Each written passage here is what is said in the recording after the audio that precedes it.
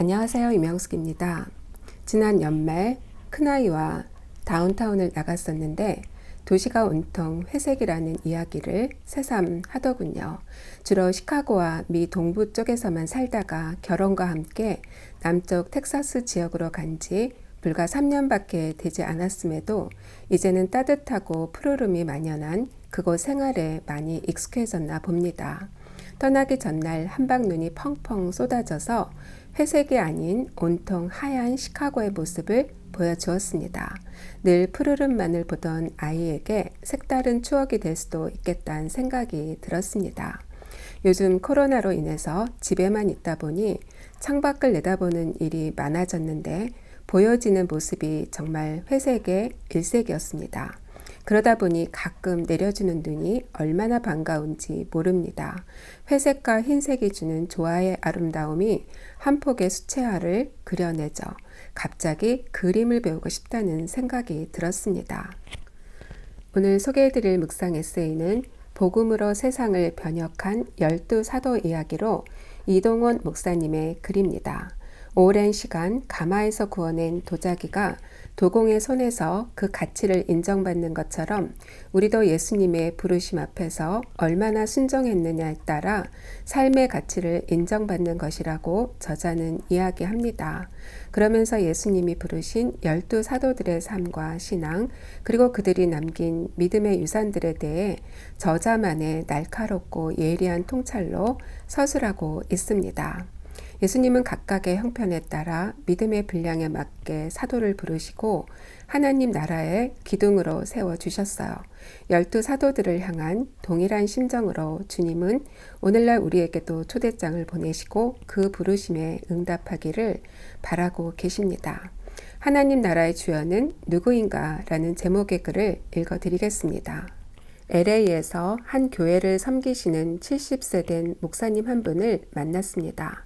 이주연이라는 목사님의 이름을 듣고 목사님 이름이 참 재밌네요 라고 했더니 자신의 이름과 관련된 간증을 나누어 주셨습니다.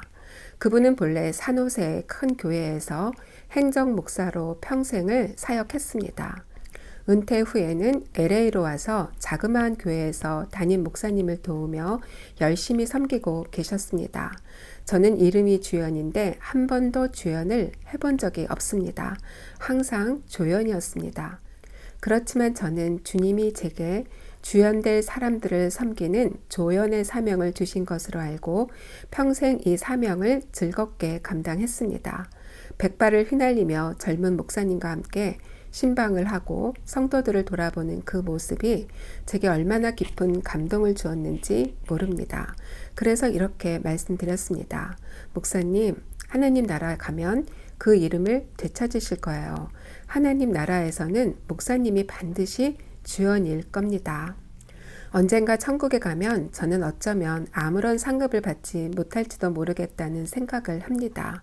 살면서 너무나 많은 사랑과 박수, 인정을 받았기 때문입니다. 하지만 저의 기쁨은 이런 기쁨일 것입니다. 이름도 빛도 없이 주님을 섬겼던 많은 성도가 주님 앞에서 상급과 칭찬과 영광을 누릴 때 저는 뒤에서 그 광경을 바라보는 기쁨으로 충만할 것입니다.